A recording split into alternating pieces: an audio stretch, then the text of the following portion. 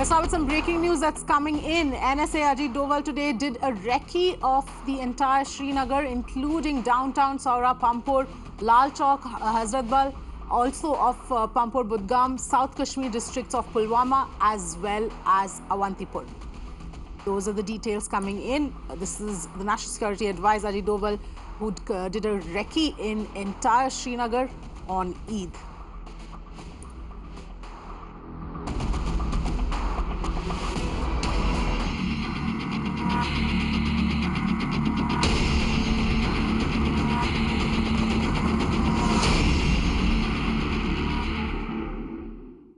And our top focus on the big story today is the monsoon mayhem that has ravaged several states. Several of these states are flood hit, reeling from floods.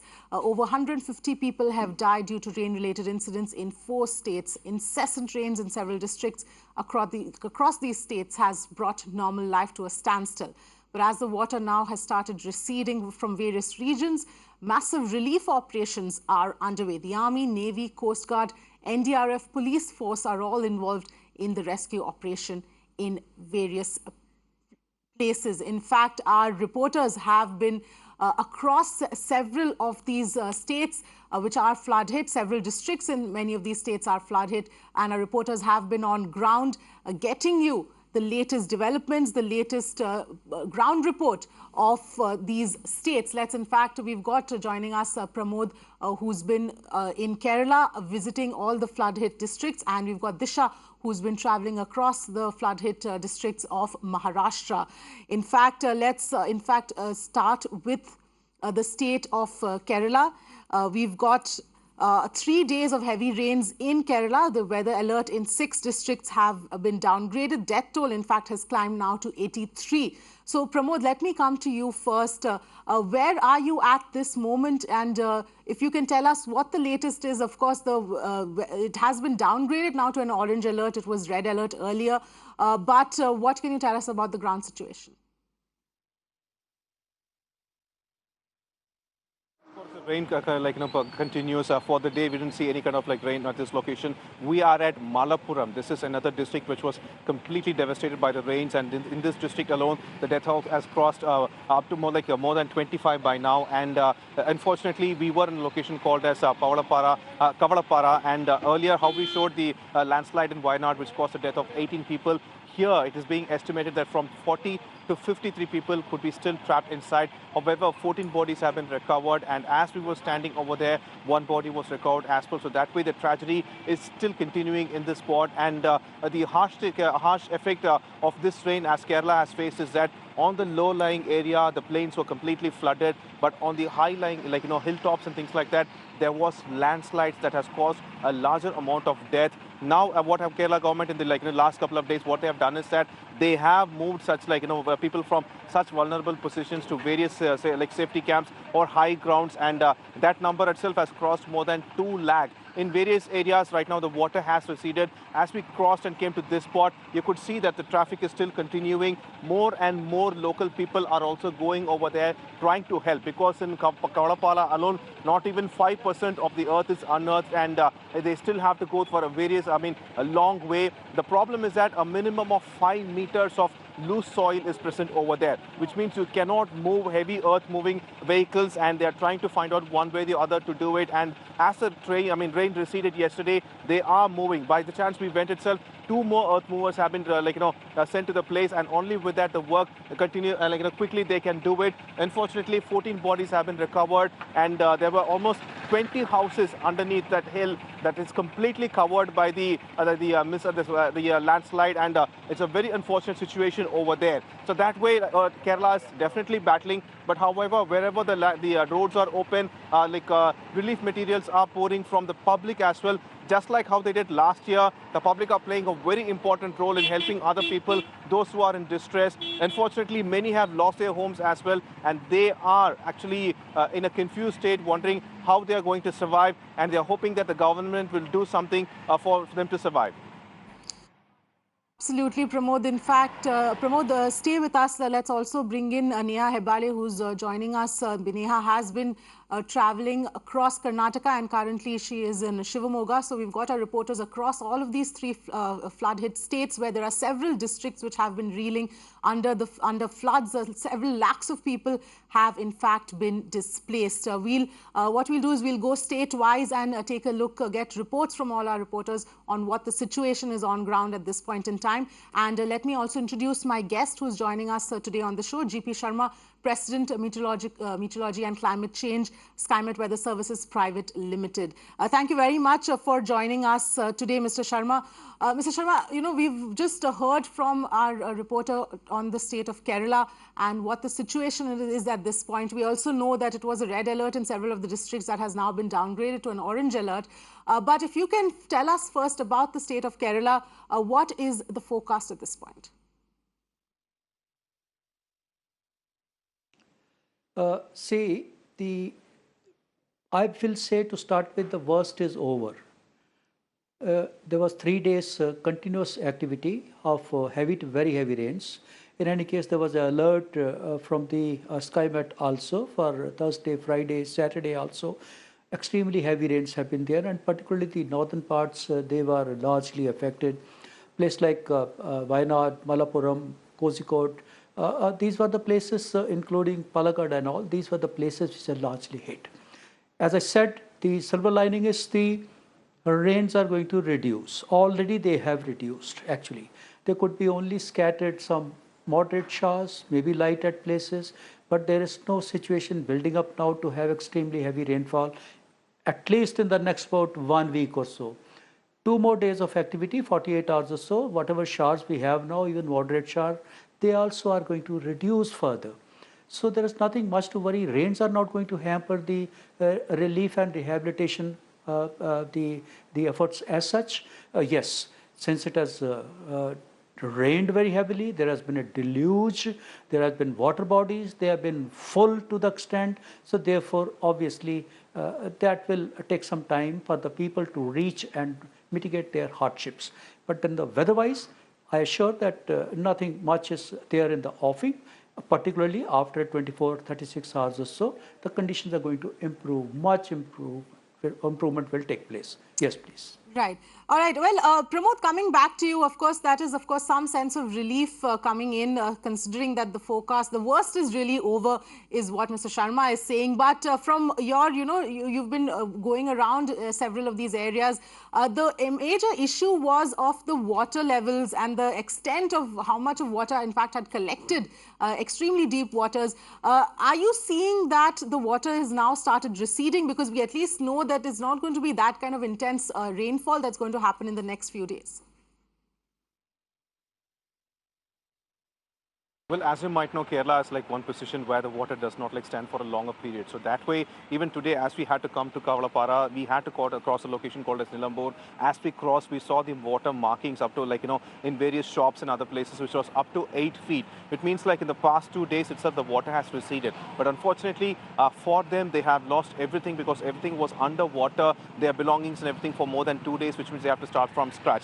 But however, the other problem right now is that what most of the people are not concentrating on is about landslides. Thankfully, the Kerala government has decided to move people from various locations, and as you might know, Wayanad, Malappuram and other locations, it is full of hills and plantations, and that's the kind of causing a major issue because these landslides are seriously scary. The one at Wayanad that was up to a meter of 5 meters, absolutely we cannot believe that such kind of landslides could occur. The same kind of situation is in Kavalapara in much more drastic way because here it is expected that 40 to 53 people were buried inside, and the problem is that you cannot just step in anywhere just like that. It just looks like an open ground. If you step somewhere and if there's loose soil, you will be trapped, and it will become very difficult for people to recover you as well. So, but thankfully for the past 2 days there was no rain, which means the water has lost a little bit of the land has become little solid right now. Only based on that, special parts are being made by NDRF and other authorities. The military is also there present. Police are also helping, and the local are definitely helping in a larger manner. They are making sure that they will make sure this road is neatly maintained because as you could see over there, only now earth movers are able to come into this particular area. From this point, 3 kilometers inside, you have Kavalapara, and there is no communication, nothing over there, and that's why it's it was very difficult. The roads are very narrow, and you cannot go. And the thing is, it's full of trees and everything. All those paths have been cleared. There was a landslide that has also been cleared, and the landslide occurred on Thursday, but only now they are able to actually move such heavy vehicles inside. Only with these kind of heavy vehicles they can actually clear the path. That's what Kerala government they are trying to do right now. That way the people have a lot more to face actually. But it looks like the weather is becoming pleasant once again. Yet many from this spot have to start from scratch. Absolutely, Pramod. Hopefully that forecast does hold true, and we see that the weather conditions do improve as far as Kerala is concerned. But if you can just give us a sense, one final question, Pramod, if you can give us a sense of how many people are currently in relief centers. You've also visited some of them since this morning.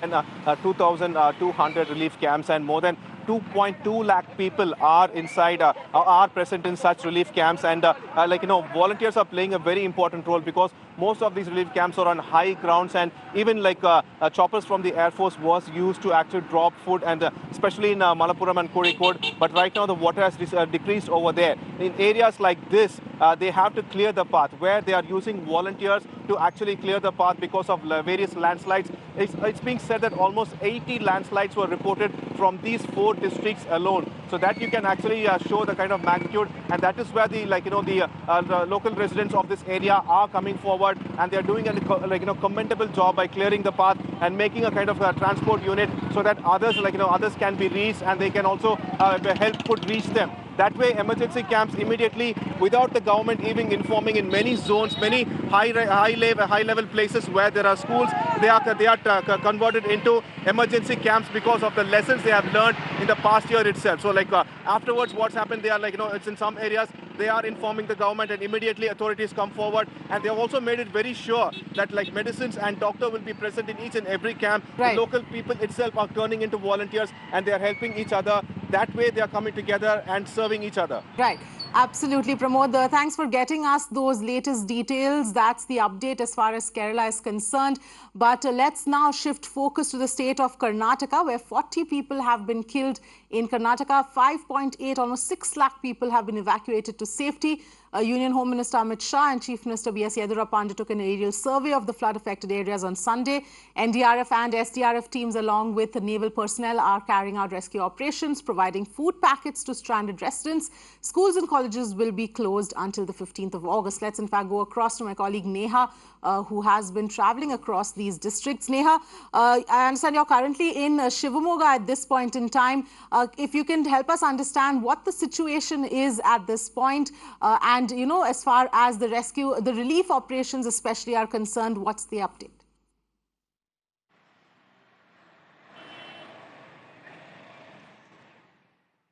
Well, it's been about, of course, 1 week of heavy rains in Shivamogga, and today is the first day that the villagers and, of course, the people of the district are catching a glimpse of the sun.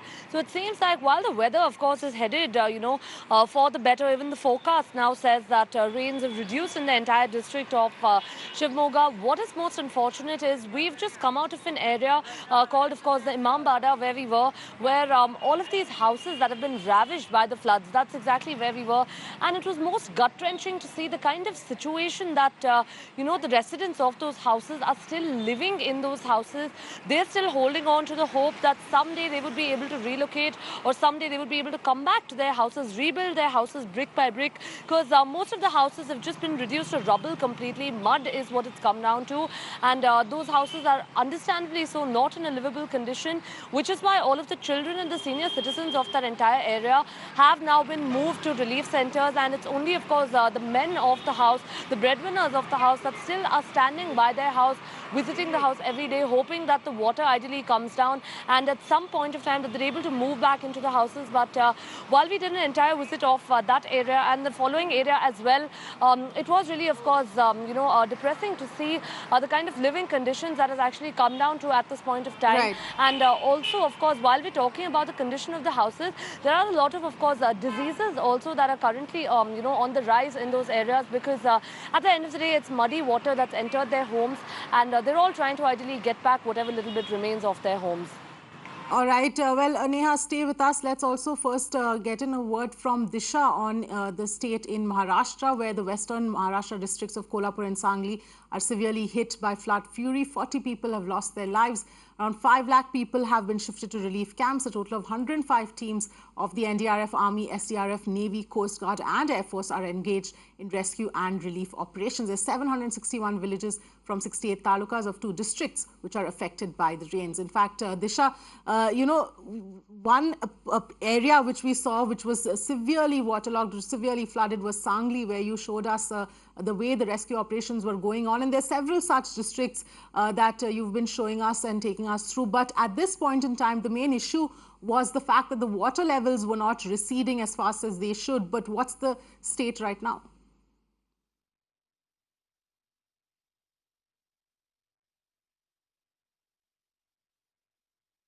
All right, we'll just try and reconnect with Disha in just a bit, but let's go back to Mr. Sharma in the meantime. Mr. Sharma, if you can first tell us, as far as Karnataka is concerned, what is the forecast? Because like our reporter was pointing out, there are several areas where the water levels are still not receded the way they should be. Yes, you see, the forecast is all along the coast, whichever areas have been affected, be it Maharashtra, be it Karnataka and Kerala. The forecast is good for the coming days also. The weather activity definitely will be much less. The weather gods have been kind now. They've shown some mercy. I'm telling you, the weather conditions will be quite suitable to carry out even the rehabilitation or the relief operations.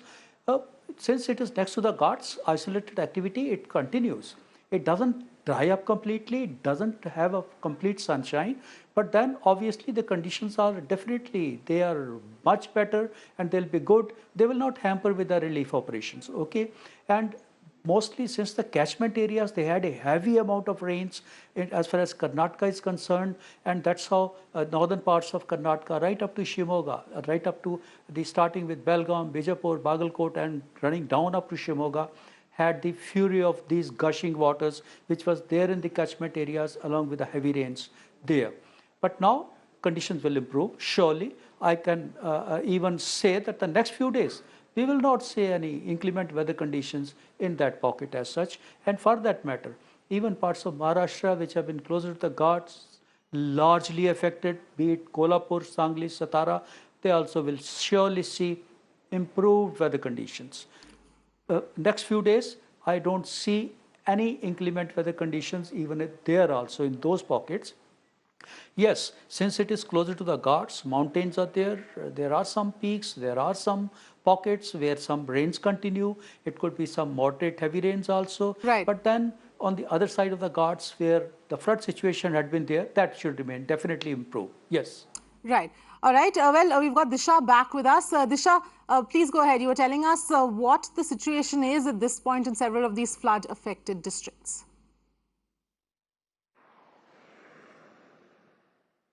Well, that's right, Avni. After a week, we are seeing that the situation in Sangli and Kolhapur district is much, much better now as far as the rains are also concerned and as far as the entire rescue operation is also concerned. What we know from the officials who are there on the ground that the rescue work in Sangli as well as Kolhapur is almost coming to an end, which essentially means that in another day or two, we will see most of the people being affected from the flood-affected areas. This is the word coming in from the officials in concern. 5 lakh people have been evacuated so far, rescued and moved to at least 500 relief centers that have been put across in these 2 districts alone.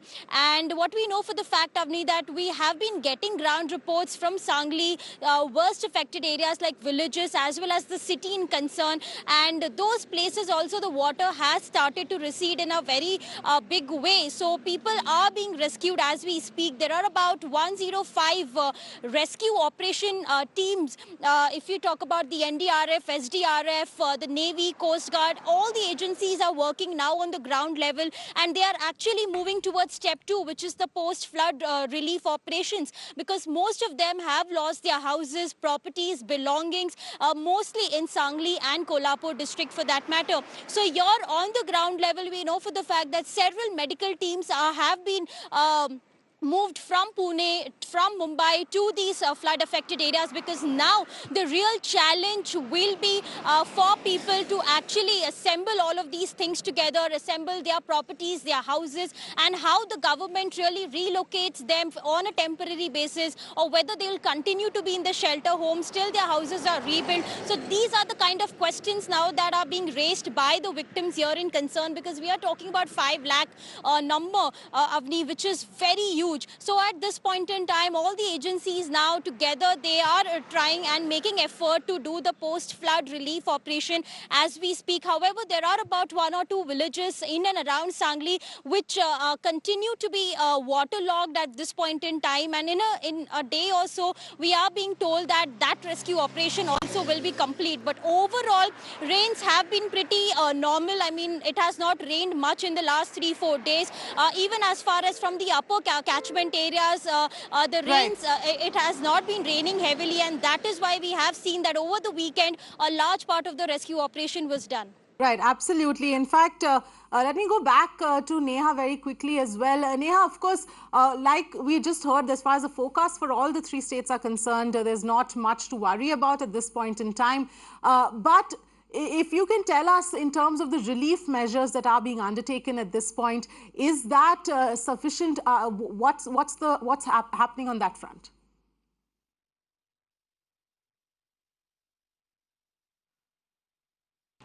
Well, as of now, of course, we're given to understand that over 300 relief camps have been set up across the entire state. And while in some parts, of course, the relief camps are falling short on supplies, all efforts are being made by, of course, the residents of the state of Karnataka, who are thoroughly, well aware of what exactly the situation is. Because last year, too, of course, we did see floods in Kodagu and many other parts of Karnataka as well that ravaged the entire district. So this year, again, we're seeing campaigns on ground being carried out, and relief centers, thankfully, at least in Shivamogga, where we are right now, are stocked up with sufficient food, but warm clothes, that is a necessity at this point of time, because while it may have stopped raining, the weather in the evenings, of course, it does end up getting very cold, and for all of these people to be accommodated under one roof gets a little hard, of course, for the district administration as well.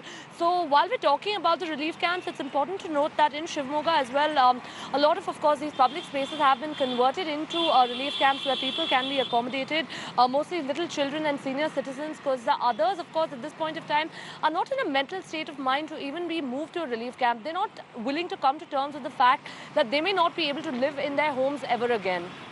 Yes, absolutely. In fact, Disha, similar question to you in terms of, because one part is, of course, the rescue efforts, which we saw how they have been taking place. But now that the rains have subsided, water levels in some of the places are starting to recede. What is the update as far as the relief measures are now concerned?